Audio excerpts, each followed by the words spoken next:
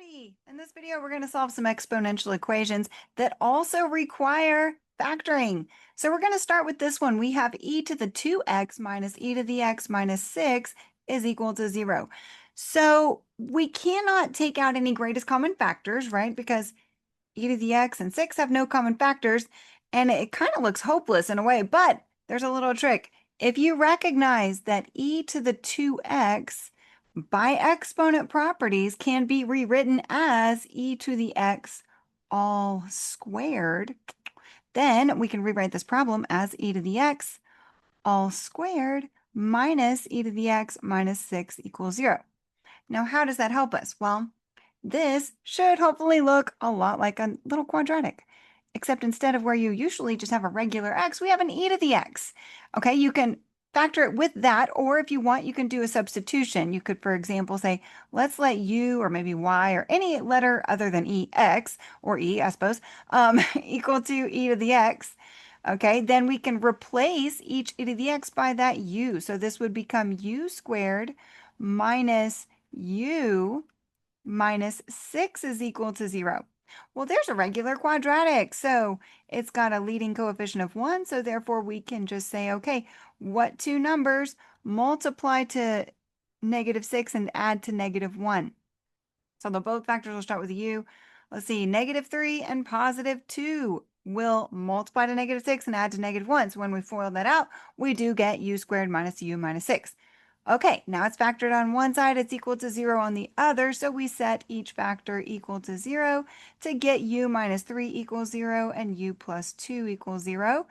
Adding 3 to both sides gives us u is equal to 3, or subtracting 2 from both sides gives us u is equal to negative 2. So u, however, was equal to e to the x. So this is really going back on that substitution, going back to x's now, we have e to the x equals to 3, and we have e to the x equals to negative 2. So how do we get the x out of the exponent?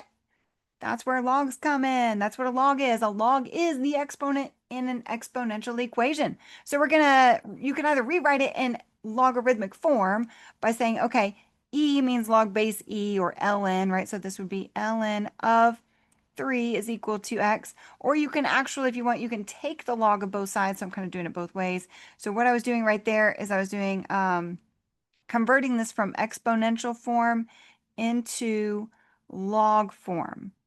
And if you want a little extra there, right? ln is log base e, base e. Okay, same thing. So I just jumped into the ln. All right. Or, like I said, you can take the log of both sides. And I would use ln because, log base e, because we have an e in the problem, and that means things will likely simplify. So we take the ln of both sides.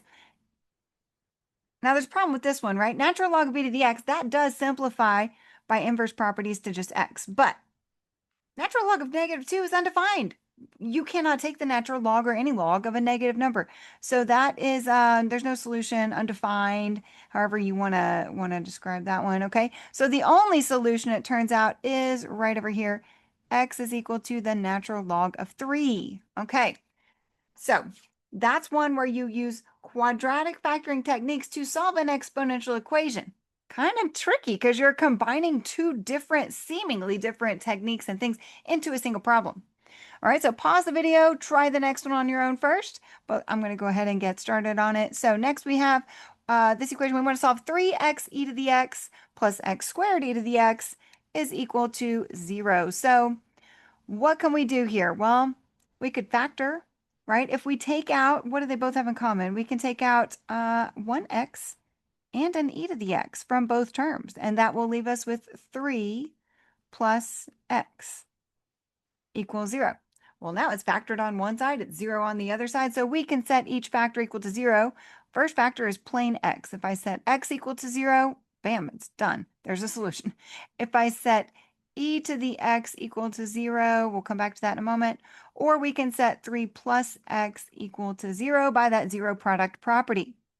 All right, now we have e to the x equals 0. I can just take the log of both sides or rewrite it again in log form. So x would equal to the natural log base e, log of that base of that number, 0 is equal to x. But again, like with the negatives, natural log of 0 is undefined, so that one has no solution.